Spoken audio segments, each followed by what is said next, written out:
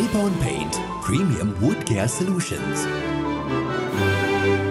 සිංහල හින්දු නව අවුරුදු උදාවත් සමග අපි දන්නවා අතිඤ්ඤා සහ විවිධ ගිනිකෙලි භාණ්ඩ භාවිතය තාමත්ම ඉහළ යනවා. ඒ නිසා සෑම අවුරුද්දකම අවුරුද්ද පටන් ගන්නෙම සමහරු තුවාල කරගෙන නොයෙකුත් හදිස්සි අනතුරු වලට භාජනය වෙලා පහුගිය කාල වකවානුව තුල අපි දැක්කා අවුරුදු කාලේ හදිස්සි අනතුරු සිද්ධ වෙලා.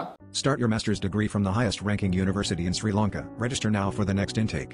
හදිස්සි අනතුරු අංශයේ ජාතික රෝහලෙත් අනිකුත් රෝහල් වලත් ඇතුළු වීම වැඩි වෙලා තිබෙනවා. ඉතින් මේ හදිස්සි අනතුරු වලින් 46% පමණ අත්වලටයි ඇඟිලි වලටයි තමයි සිද්ධ වෙන්නේ. මොකද මේ රතින්නා සහ ගිනිකෙලි භාවිතය නිසා.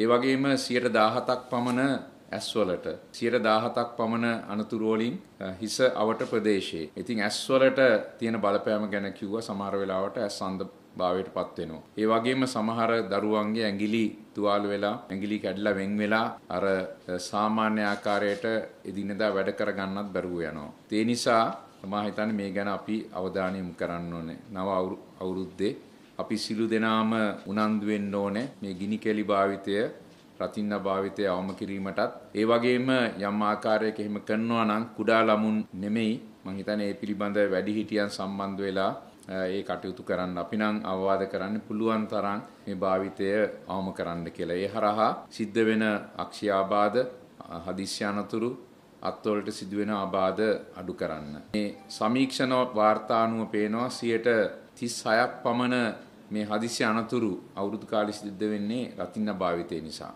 ඒ නිසා මේ පිළිබඳ විශේෂයෙන් සැලකිලිමත් වීම ඉතා වැදගත් වෙනවා. අපි මීට කාලයකට කලින් මීට වසර කිහිපයකට පෙර අපිට හොඳට මතකයි හොඳ වදන් පෙළක් තිබුණා බෝම්බයට අනුකම්පාවක් නැත කියලා. ඔය බෝම්බයයි රතිඤ්ඤාවයි අතර කිසිම වෙනසක් නැහැ. ඒකට අනුකම්පාවක් නැහැ. ඇසද, කනද, ඔළුවද, අතද, කකුලද ඕන එකක් පුපුරලා යන්න පුළුවන්. මේ වසර විශිෂ්ටයි අපිට. මොකද මුස්ලිම් අවුරුද්ද සිංහල දෙමළ අවුරුද්ද එක්කම එක පෙළට එන්නේ. අපි හැමෝම කැමති අපි මේ පුංචි දුවදරුවන් ලස්සනට hina වෙලා අවුරුදු සමරනවා දකින්න.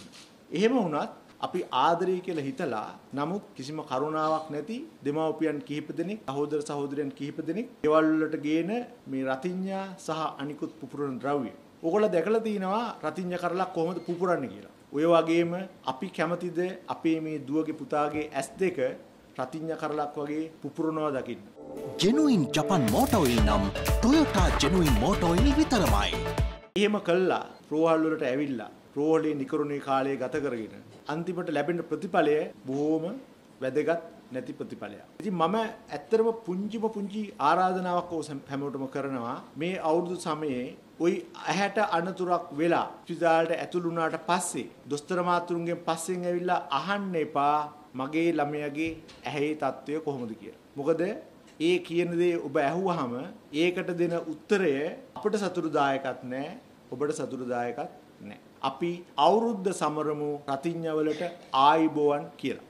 නමුත් මොනවා හරි කරදරයකින් කාට හරි ඇසකට අනතුරක් වුණොත් වහාම රෝහල්ගත වන්න. වෛද්‍ය උපදේශයකින් තොරව බෙහෙත් දැමීම සපුරා තහනම්. ඇසට පීඩනය ඇති වෙන විදිහට කිසිම ක්‍රියාකාරකමක් කරන්න එපා. ඇස තද කරන්න එපා, ප්‍රෙස් කරන්න එපා, මොනවත් මේකට දාන්න යන්න එපා. හැකි ඉක්මනින් රෝගියා රෝහල්ගත කරන්න. අනිත් පණිවිඩය තමයි ඔබට අනතුරු වෙච්ච සැනින් ඔබ निराහාරව සිටිය යුතුයි. මොකද අපිට රෝහල්ගත වුණාට පස්සේ අපිට සමහරට හදිසි සැත්කමකට භාජනය කරන්න සිදු වුණොත් ඔබට ගෙදරින් එනකොට ඉස්පිරිතාලට ආවත් කන්න නැති වෙයි කියලා කාලා තමයි එන්නේ. එහෙම කරන්න එපා. අනිවාර්යයෙන්ම निराහාරව රෝහලට රැගෙන එන්න. රෝහලට පැමිණියට පස්සේ අපි දොස්තර මහතුරු බලලා ඒ අදාළ උපදෙස් දුන්නාට පස්සේ ඔබට ඒ දේවල් කරගන්න පුළුවන්.